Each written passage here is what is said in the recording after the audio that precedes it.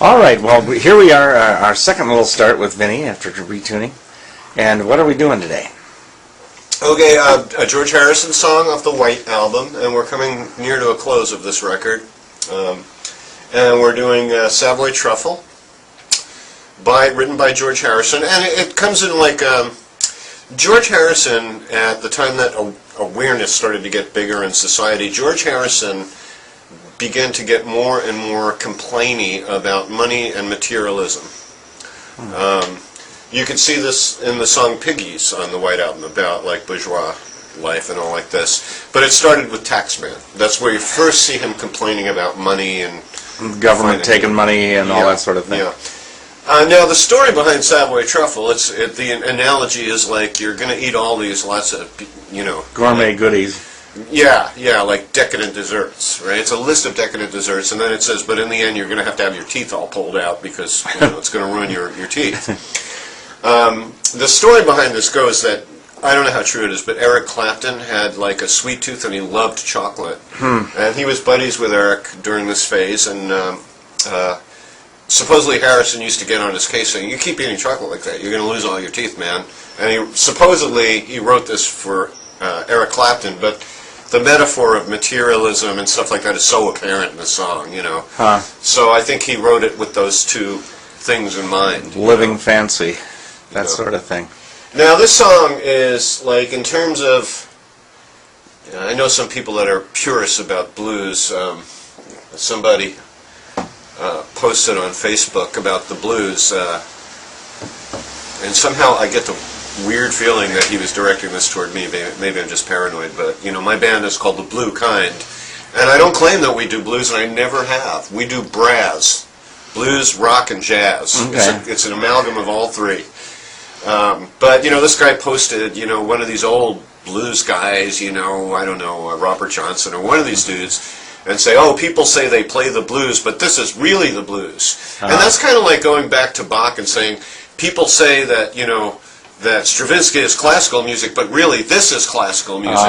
Everything evolves. The blues evolves. I mean, if you don't get that, whatever. What the blues did was set a whole new precedent because of the placement of two different dominant seventh chords. The seventh chord in the one position, which classical music would never have allowed in the past, because the seventh chord had one function and one function only, to go to another chord. So how do you end a song on a seventh chord? Right? I mean, there are such things as hanging cadences in classical music where they'll go and end it like that. But that's a hanging cadence, and you could feel it hanging. Right. When you use the dominant seventh chord in a position other than 5-1, then you start to go into blues territory, and the most prominent positions for blues sound is the dominant seventh in the 1 and the dominant seventh in the 4. All right. Now, remember I showed you, I'm going to sidetrack this because this is an interesting little bit, and stop me if I've hammered this too much, okay? Well, you can't hammer too much with me, so go ahead.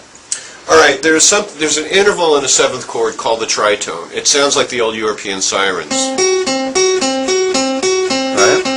Right? Put them together. Right? Now, in the classical resolution, that's a 5, 1, 2, 3, 4, 5 steps from where it's going, okay? So what happens is, with this tritone, what it does is this moves down and this moves up. All right? And what we get is the resolution into this chord from that action. Okay. Right? Right. All right, now, some years ago, a long time ago in college, I was very aware of this tritone and the magic of it and what it can do and what its possibilities are. And I wondered about the blues, especially the 4 dominant 7. Why does that resolve? All right, now check it out. We're going to do, instead of a classical resolution to the G chord, we're going D7 to G to get the classical resolution. And we have, of course, our tritone. All right.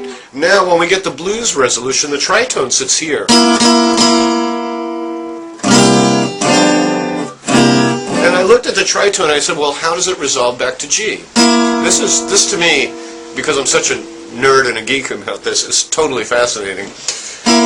But what happens in the tritone C7 going back to G7 is that this B flat here resolves to the B in the G chord, and this resolves down to the 5th in the G chord. Alright, you hear that resolution? Yep. And the cool thing is it has the flatted third going to the third, which is a standard blues convention.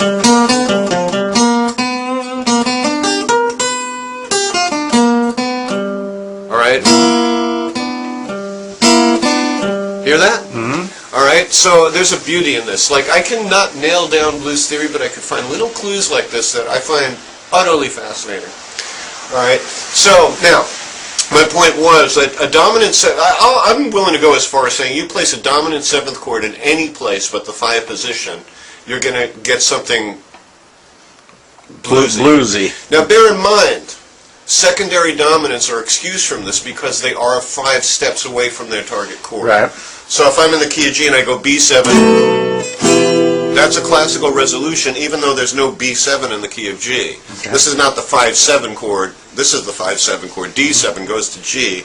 However, if I take the 6th chord of the key of G, went 5 steps down, 5 steps up, 1, 2, 3, 4, 5. That's a B note, B7 to E minor. That's classical. That's not blues. Okay. All right. But if I did say, let's see if I can actually do this one.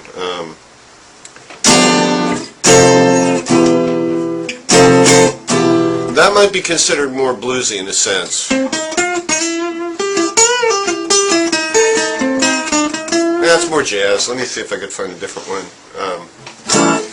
All right, in that context I can't, and I don't want to go nuts over it. But all I'm saying is that all right, so B7 is in a 5 position, therefore it's not suggestive of blues. Okay. But one thing I'm saying is that in a progression, let me just say very often, if a 7th chord is not in a 5-to-1 position, is just kind of nosing around and traveling, that's really a blues effect.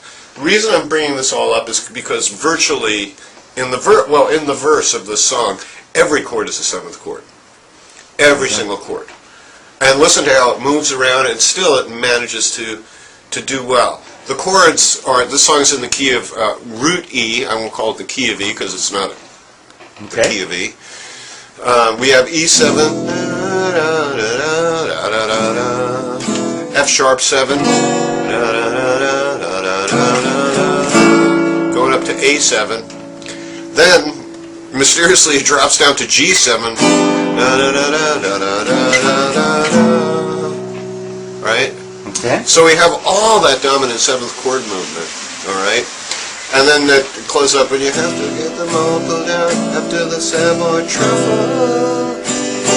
And that's, we'll get to that. We'll get to that. Okay. All right, so let's give a listen now. Billy Preston on keys. The late, great Billy Preston.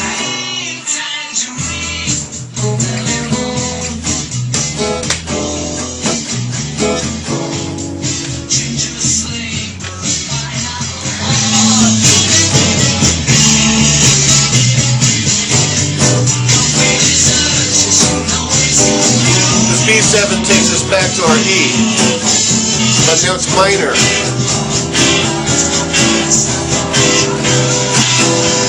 That's real James Bondy. Yes. Very good.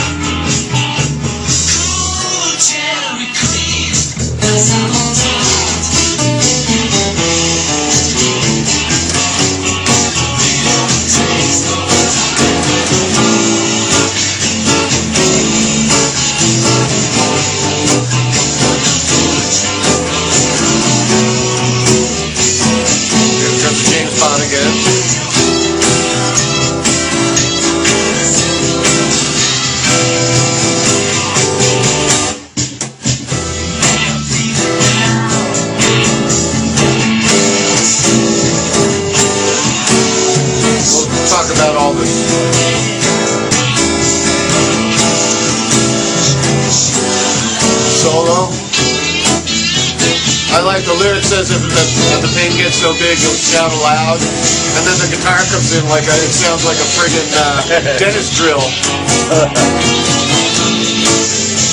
like really shrill. Yeah.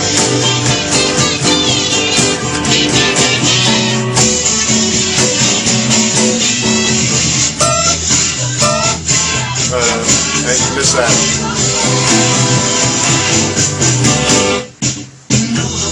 Back to the bridge.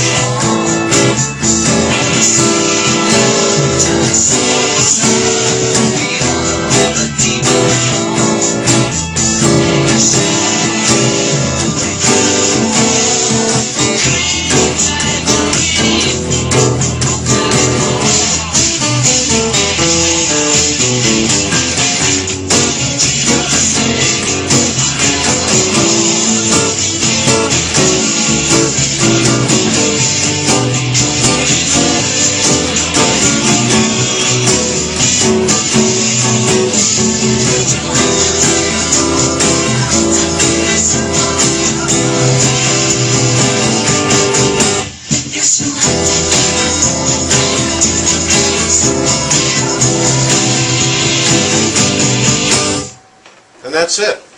Okay. You'll have to have them all pulled out after the Savoy Truffle. All right, so yeah.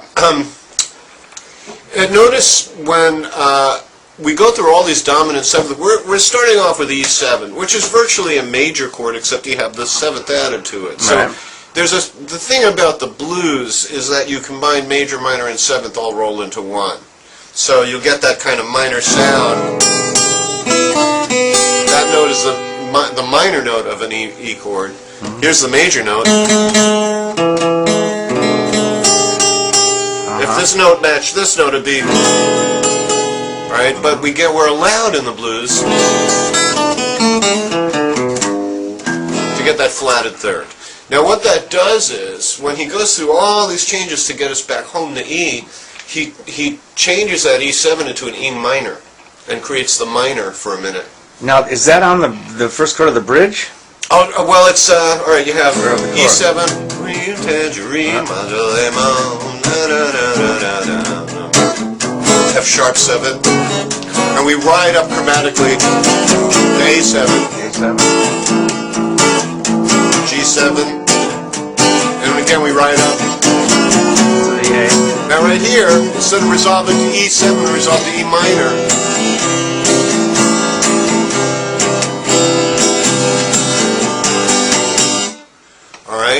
So we get, all right, first let's look at the set of dominant seventh chords. E7, now this is one of those dominant seventh chords that you could place in there.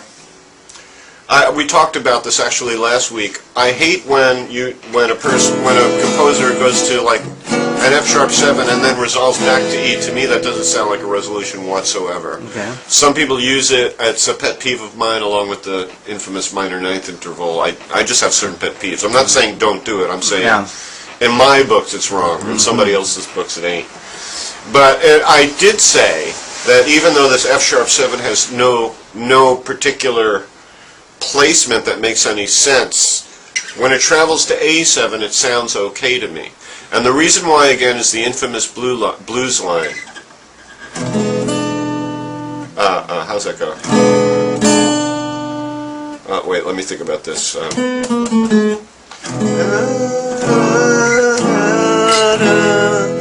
me, that kind of justifies F sharp 7 going to A7. That line is hidden in that movement.